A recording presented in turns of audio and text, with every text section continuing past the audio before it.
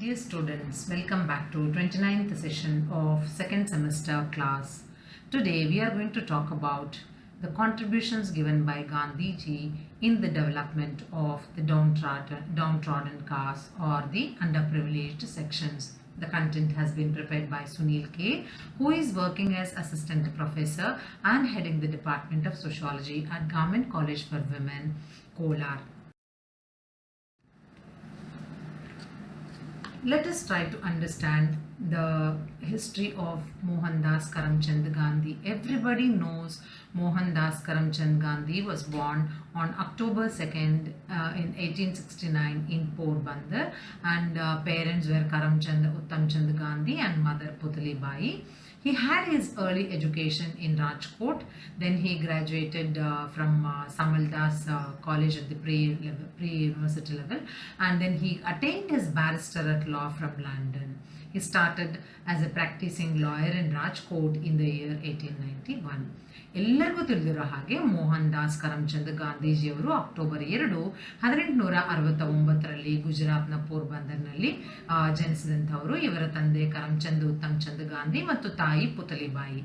ಇವರ ಒಂದು ಆರಂಭಿಕ ಶಿಕ್ಷಣ ರಾಜ್ಕೋಟ್ನಲ್ಲಿ ಪ್ರಾರಂಭ ಆಗ್ತಾ ಬರುತ್ತೆ. ಹಾಗೆಯೇ ಸಮಲ್ದಾಸ್ ಕಾಲೇಜ್ನಲ್ಲಿ ನಂತರದ ಒಂದು ಎಜುಕೇಷನ್ ಪಡ್ಕೊಂಡು ಲಂಡನ್ನಲ್ಲಿ ಅವರು ಬ್ಯಾರಿಸ್ಟರ್ ಅಟ್ ಲಾ ಅನ್ನುವಂಥ ಒಂದು ಕಾನೂನು ಪದವಿಯನ್ನು ಅವರು ಪಡೆದುಕೊಂಡು ಬಂದು 1891ರಲ್ಲಿ ರಾಜ್ಕೋಟ್ನಲ್ಲಿ ವಕೀಲರಾಗಿ ಅವರ ಒಂದು ವೃತ್ತಿಯನ್ನು ಪ್ರಾರಂಭ ಮಾಡ್ತಾ ಬರ್ತಾರೆ. To assist Dada Abdullah in legal matters, Gandhiji left to Durban in South Africa. ಕಾನೂನು ವಿಷಯಗಳಲ್ಲಿ ದಾದಾ ಅಬ್ದುಲ್ಲಾ ಅವರಿಗೆ ಸಹಾಯ ಮಾಡಬೇಕು, ತಾನು ಏನಾದರೂ ಕಲಿಯೋದಕ್ಕೆ ಅವಕಾಶ ಆಗುತ್ತೆ ಅಂತ ಹೇಳಿ ದಕ್ಷಿಣ ಆಫ್ರಿಕಾದ ಡರ್ಬನ್ಗೆ ಗಾಂಧೀಜಿಯವರು ತೆರಳ್ತಾರೆ. ಅವರು ಅಲ್ಲಿ ದಕ್ಷಿಣ ಆಫ್ರಿಕಾದಲ್ಲಿ ವಲಸಿಗ ವಕೀಲರಾಗಿ ಅಹಿಂಸಾತ್ಮಕ ಕಾನೂನು ಅಸಹಕಾರವನ್ನು ಬಳಸಿಕೊಂಡು ಹೇಗೆ ಇದನ್ನು ನಾವು ಮುಂದುವರಿಸ್ಕೊಂಡು ಹೋಗ್ಬೋದು ಅಂತ ನೋಡ್ತಾ ಭಾರತ ಪರಿಹಾರ ಮಸೂದೆ ಅಂಗೀಕಾರ ಮಾಡೋದ್ರಲ್ಲಿ ಅವರು ಪ್ರಮುಖ ಪಾತ್ರವನ್ನು ನಿರ್ವಹಣೆ ಮಾಡ್ತಾರೆ. He was the instrumental in passing India Relief Bill. He was employed. He employed non-violent civil obedience as an migrated lawyer in South Africa. He returned to India in 1915 and joined his political mentor Gopalakrishna Gokhale. 1915ರಲ್ಲಿ ಭಾರತಕ್ಕೆ ಮರಳಿ ಬಂದ ನಂತರದಲ್ಲಿ ಅವರ ರಾಜಕೀಯ ಮಾರ್ಗದರ್ಶಕರಾದ ಗೋಪಾಲಕೃಷ್ಣ ಗೋಖಲೆ ಅವರೊಂದಿಗೆ ಸೇರ್ತಾರೆ. During 1917 and 18, he participated in Champaran and Kheda movements. 1917-18 ಅವಧಿಯಲ್ಲಿ ಅವರು ಚಂಪಾರನ್ ಮತ್ತು ಖೇಡಾ ಚಳುವಳಿಗಳಲ್ಲಿ ಭಾಗವಹಿಸ್ತಾರೆ. 1921ರಲ್ಲಿ ಭಾರತೀಯ ರಾಷ್ಟ್ರೀಯ ಕಾಂಗ್ರೆಸ್ ನಾಯಕತ್ವವನ್ನು ವಹಿಸಿಕೊಳ್ತಾರೆ. In the year 1921 he takes the leadership of Indian National Congress. On 12th March 1930 he led Dandi March, which was followed by thousands of people. March 12, 1931ರಂದು ಅವರು ದಂಡಿ ಮೆರವಣಿಗೆಯನ್ನು ನಡೆಸ್ತಾರೆ. ಸಾವಿರಾರು ಜನರು ಈ ಒಂದು ಮೆರವಣಿಗೆಯಲ್ಲಿ ಪಾಲ್ಗೊಳ್ತಾರೆ, ಅವರ ಒಂದು ಜೊತೆಗೂಡ್ತಾರೆ ಅನ್ನುವಂಥದ್ದನ್ನು ನಾವು ಇಲ್ಲಿ ನೆನಪಿಸ್ಕೊಳ್ಬಹುದು. On 24th September 1932, in presence of Gandhiji, Pune Pact was signed.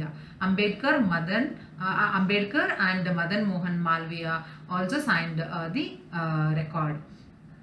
September 24, 1932ರಂದು ಗಾಂಧೀಜಿ ಪೂನಾ ಒಪ್ಪಂದದ ಸಮ್ಮುಖದಲ್ಲಿ ಅಂಬೇಡ್ಕರ್ ಮತ್ತು ಮದನ್ ಮೋಹನ್ ಮಾಲ್ವಿಯಾ ಅವರ ಒಪ್ಪಂದಕ್ಕೆ ಸಹಿ ಹಾಕುವಂಥದ್ದನ್ನು ನಾವು ಇಲ್ಲಿ ನೆನೆಸ್ಕೊಳ್ತಾ ಬರ್ಬೋದು.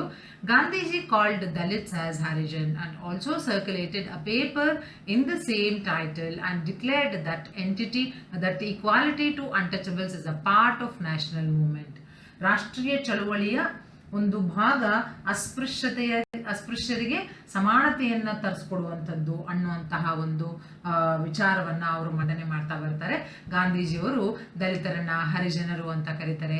ಅದೇ ಶೀರ್ಷಿಕೆಯ ಅಡಿಯಲ್ಲಿ ಒಂದು ನ್ಯೂಸ್ ಪೇಪರ್ ಸಹ ಇವರು ಸರ್ಕ್ಯುಲೇಟ್ ಮಾಡುವಂಥದ್ದನ್ನು ನಾವು ಕಾಣ್ತಾ ಹೋಗ್ಬೋದು.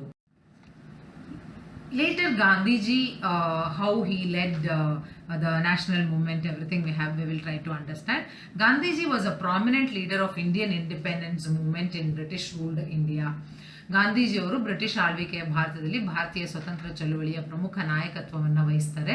ಅವರು ಅಹಿಂಸಾತ್ಮಕ ಕಾನೂನು ಅಸಹಕಾರವನ್ನು ಬಳಸಿಕೊಳ್ಳೋದ್ರಿಂದ ಮತ್ತು ಭಾರತಕ್ಕೆ ಸ್ವತಂತ್ರ ತಂದುಕೊಡೋದ್ರಲ್ಲಿ ಪ್ರಮುಖ ಪಾತ್ರವನ್ನು ವಹಿಸ್ತಾರೆ ಅನ್ನುವಂಥದ್ದು ನಮಗೆ ಎಲ್ಲರಿಗೂ ತಿಳಿದಿರುವಂಥ ವಿಷಯ. He employed non-violent civil disobedience and led India to independence that everyone knows. His vision of an independent India was based on religious pluralism. ಭಾರತಕ್ಕೆ ಸ್ವತಂತ್ರ ತಂದು ಕೊಡಬೇಕು ಅಥವಾ ಆ ಒಂದು ನಿಟ್ಟಿನಲ್ಲಿ ನಮ್ಮೆಲ್ಲರ ಪ್ರಯತ್ನ ಮಾಡಬೇಕು ಅನ್ನುವಂಥದ್ದು ಅವರ ಒಂದು ದೃಷ್ಟಿಕೋನ ಯಾತಕ್ಕಾಗಿ ಇತ್ತು ಅಂತ ಹೇಳಿದ್ರೆ, ನಮ್ಮ ಭಾರತ ದೇಶದಲ್ಲಿ ಧಾರ್ಮಿಕ ಬಹುತ್ವ ಅನ್ನುವಂಥದ್ದು ಇತ್ತು. ಆ ಧಾರ್ಮಿಕ ಬಹುತ್ವವನ್ನು ಆಧರಿಸಿನೇ ಅವರು ಈ ಸ್ವತಂತ್ರ ಅನ್ನೋದಕ್ಕಾಗಿ ಹೋರಾಟವನ್ನು ಮಾಡಿದಂಥದ್ದು ಅಥವಾ ಮುಂಚೂಣಿಯಲ್ಲಿ ಬಂದಂಥದ್ದನ್ನು ನಾವು ಇಲ್ಲಿ ನೆನಪಿಸ್ಕೊಳ್ತಾ ಬರಬೇಕಾಗುತ್ತೆ. He spent somewhere around 21 years in South Africa where he employed civil disobedience based on non-violence. ಅವರು ದಕ್ಷಿಣ ಆಫ್ರಿಕಾದಲ್ಲಿ 21 ವರ್ಷಗಳ ಕಾಲ ಇರ್ತಾರೆ. ಅಲ್ಲಿ ಅಹಿಂಸೆಯ ಆಧಾರದ ಮೇಲೆ ಕಾನೂನು ಸಹಕಾರವನ್ನು ಬಳಸಿಕೊಂಡು ಅವರು ಅನೇಕ ವಿಚಾರಗಳನ್ನ ಕಲಿತಾ ಬರ್ತಾರೆ. He led nationwide campaign for ending untouchability and expanding women's rights.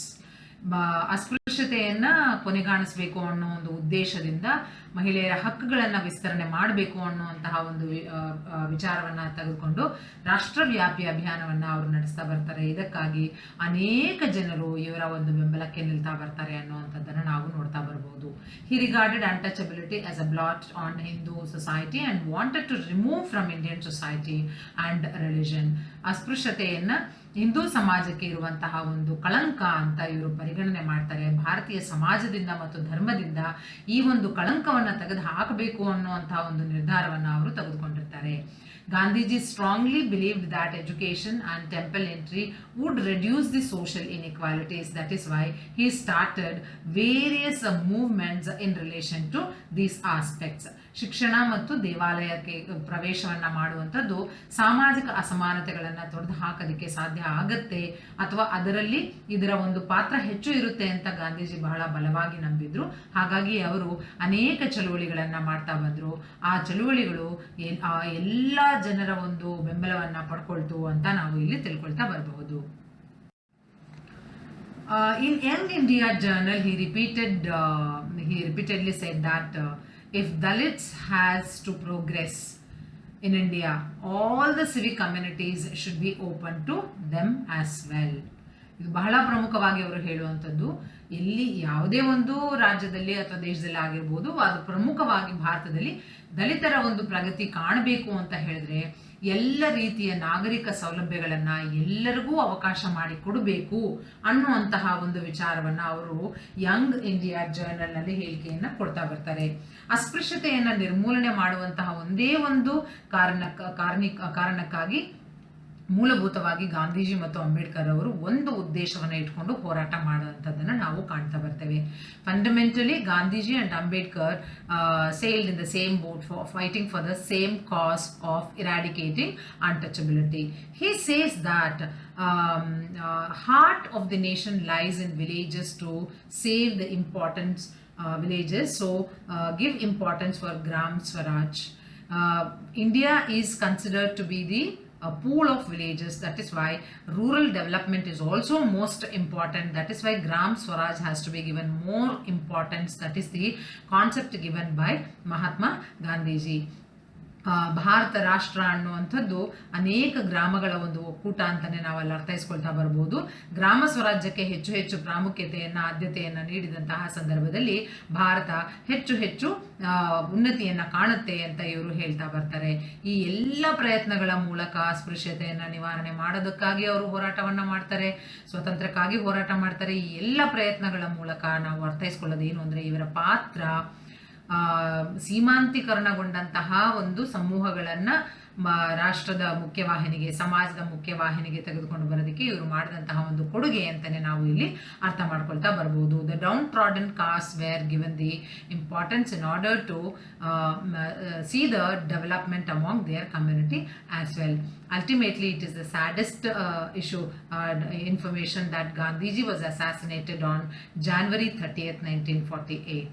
ಜನವರಿ 30 1948ರಂದು ಗಾಂಧೀಜಿಯನ್ನು ಹತ್ಯೆ ಮಾಡಲಾಯಿತು ಅನ್ನುವಂಥದ್ದು ವಿಷಾದಕರವಾದಂತಹ ಒಂದು ಸಂಗತಿ ಅಂತ ನಾವಿಲ್ಲಿ ತಿಳ್ಕೊಳ್ತಾ ಬರಬೇಕಾಗುತ್ತೆ.